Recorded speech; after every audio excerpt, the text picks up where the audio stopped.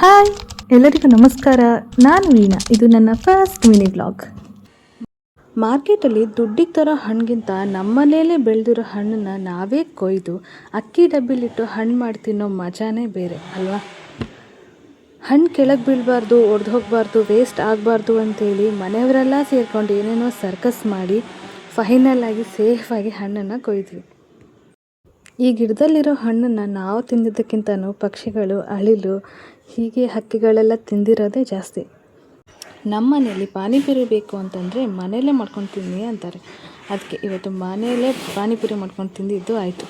ನಾವು ಎಷ್ಟೇ ಮನೆಯಲ್ಲೇ ಹೆಲ್ದಿಯಾಗಿ ಟೇಸ್ಟಿಯಾಗಿ ಪಾನಿಪುರಿ ಮಾಡಿಕೊಂಡ್ರು ಆ ರೋಡ್ ಸೈಡಲ್ಲಿ ನಾವು ನಿಂತ್ಕೊಂಡು ಹಣ್ಣ ಒಂದೊಂದೇ ಕೊಡ್ತಾಯಿದ್ರೆ ನಾವು ತಿಂತಾಯಿದ್ರೆ ಆ ಮಜಾನೇ ಬೇರೆ ಅಲ್ವಾ, ಏನಂತೀರ?